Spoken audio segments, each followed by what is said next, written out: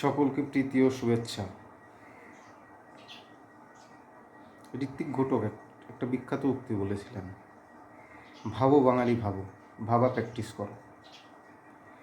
সেই কথাটাই আমি হিন্দু সমাজকে বলছি। ভাবো হিন্দু সমাজ, ভাবো, ভাবা প্র্যাকটিস করো। এই যে হিন্দু সমাজের যে দৈনর দশা, এর জন্য দায়ী কারা? এর জন্য দায়ী এই হিন্দু সমাজ। কিভাবে? বহু উদাহরণ আছে। এই উদাহরণ দিতে দিতে দিতে দিতে ক্লান্ত হয়ে যাবো, তবু উদাহরণে শেষ হবে না। যেমন কয়েকটা উদাহরণ দিচ্ছি, এরপর ধীরে ধীরে ধীরে ধীরে বহু উদাহরণ দিব। একটা ভিডিওতে সম্ভব না, 1 by 1। এই যে বর্তমানে যে কীর্তন হচ্ছে, ইউটিউবে দেখা যায়, বা ইউটিউবে কীভাবে আসে কীর্তন হয়, সেগুলো ভিডিও করে ইউটিউবে ছাড়ে। কীর্তনের নামে শরীর দুলানো, মানে ব্রেক ড্যান্স দিচ্ছে। মনে হচ্ছে যেন মানে এক একজন হয়ে গেছে মাইকেল জ্যাকসন। ব্রেক ড্যান্স, এগুলো হচ্ছে কীর্তন। আর এইগুলোই এখন সনাতন বলবো না, এটা হিন্দু সমাজে এখন চলছে, এটা এখন খাচ্ছে। ধর্মটা এইভাবে খাওয়ার জিনিস। এটা কি মাছ মাংস পোলাও যে আমি খেয়ে নিলাম, খেয়ে আমি হাবু করে বের করে দিলাম? ধর্মটা হৃদয়ে ধারণ করার জিনিস, আত্মায় ধারণ করার জিনিস, তা না। কীর্তনের নামে যে ভণ্ডামি করছে, এই ভণ্ডামিতে যারা যোগ দিচ্ছে প্রত্যেকেই এখানে অপরাধী। প্রত্যেকেই এই হিন্দু সমাজের দৈন্যতার জন্য দায়ী। আপনিও দায়ী, কারণ আপনি এগুলো করছেন, সমর্থন করছেন প্রত্যক্ষ পরোক্ষভাবে। যারা এই নামযজ্ঞের নামে, কীর্তনের নামে এদেরকে ইনভাইট করে নিয়ে আসে, তারা তো অবশ্যই দায়ী। যারা করছে তারাও দায়ী, আর যারা এইগুলোকে দেখছে তারা তো আরও বেশি দায়ী, কারণ তারা এইগুলোকে সমর্থন দিয়ে সেইগুলোকে গ্রহণ করছে।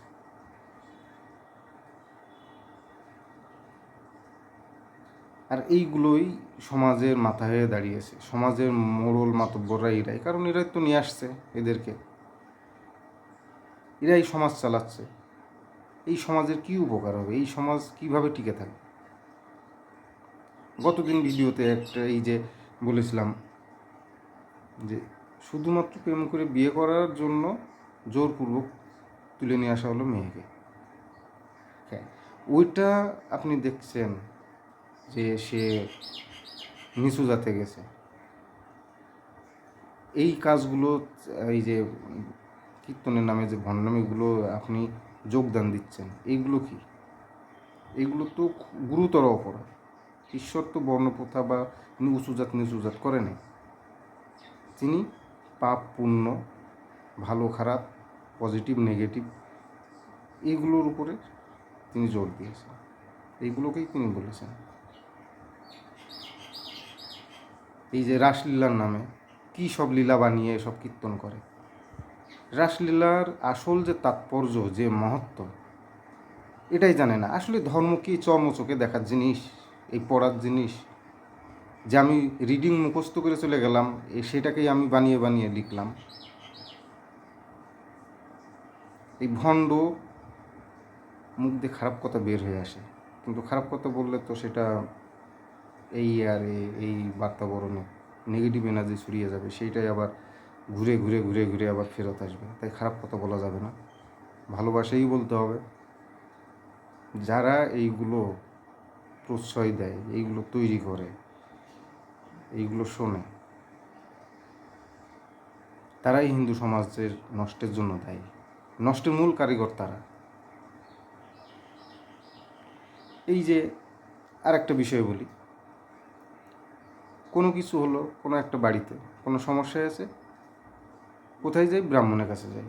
যে ব্রাহ্মণ বলে যে শনি পূজা করো। শনি দেবতা কিসের প্রতীক? ন্যায়ের প্রতীক। তুমি সারা জীবন অন্যায় করে যাবা, সারা জীবন তুমি অপরাধের সাথে জড়িত থাকবা, সারা জীবন মনের ভিতরে কূটনামিতে ভরিয়ে রাখবা, আর পূজা করলেও এটা সেরে যাবে? নিজে সৎ, নৈতিক এবং ন্যায়ের আদর্শ হিসেবে গড়ে তোলো, এটাই তো শনি পূজা। আমি অন্যের উপরে জোর জবরদস্তি করছি, অন্যের ক্ষতি করার চেষ্টা করছি, উদ্দেশ্য আমি উপরে ভালো কাজ করছি, ভেতরে উদ্দেশ্য থাকছে খারাপ কাজের, পূজা করলে সেরে যাবে। এই ভণ্ডামি আর কতদিন? এই ভণ্ডামি করে করেই তো আজকে হিন্দু সমাজের এই যে এই খারাপ পর্যায়ে এত নিচেই নেমে গেছে।